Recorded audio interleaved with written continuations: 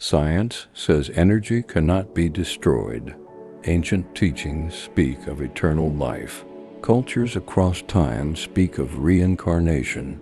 So maybe death is not as simple as we were taught. We know the body can die, the heart stops, the brain shuts down, the physical form returns to the earth.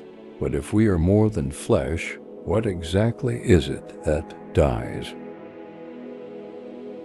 Energy doesn't vanish, it changes form. The body releases heat, its matter returns to nature, its elements re-enter the system of life. So the physical vessel ends, but nature itself shows that nothing truly disappears. That raises a deeper question. If the body is the only vessel, could consciousness be something more than the body? Maybe the body is the avatar. Maybe awareness is the real mystery.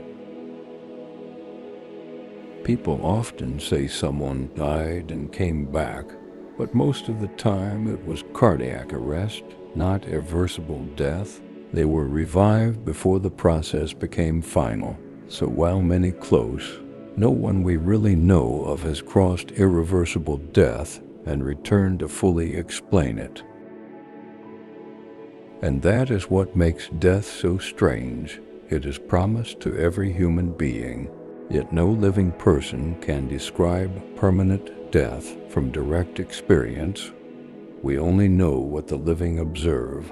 A body stops moving, breathing, and responding. But what happened to awareness?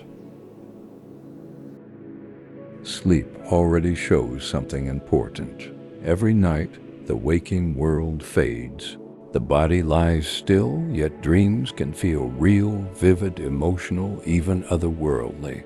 So consciousness clearly has layers most people do not fully understand.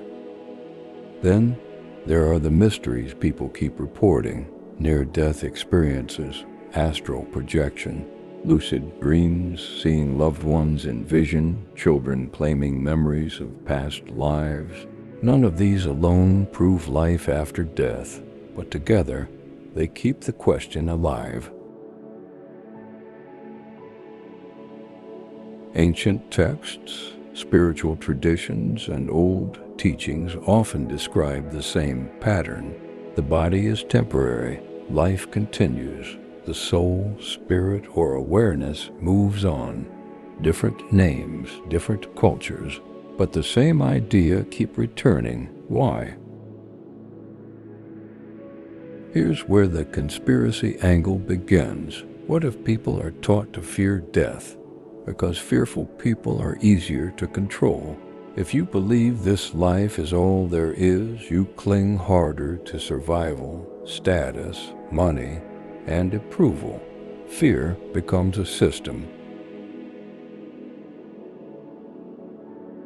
And what if some ancient truths about consciousness were hidden, simplified, or rewritten over time, not necessarily because every old belief was perfect, but because a population that sees itself as eternal is much harder to manipulate than one that sees itself as temporary?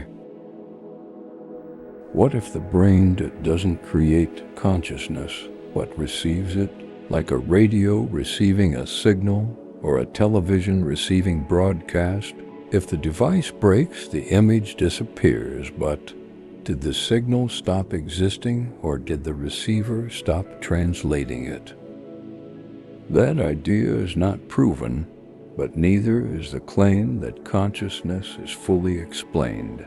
Science can measure the brain, it can track electrical activity, but it still cannot fully explain the experience of being you. The I am remains a mystery. So maybe death is not the destruction of self. Maybe it is the end of one form, the closing of one vessel, the disconnection of one avatar. And maybe what we truly fear is not death itself, but losing the identity we called me. The body returns to earth, energy transforms, nature continues, but consciousness. That may be the greatest unanswered question humanity has ever faced.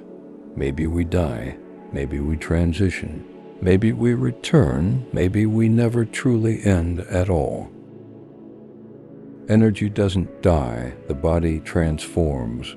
Consciousness remains the mystery. Truth through a Sagittarius lens.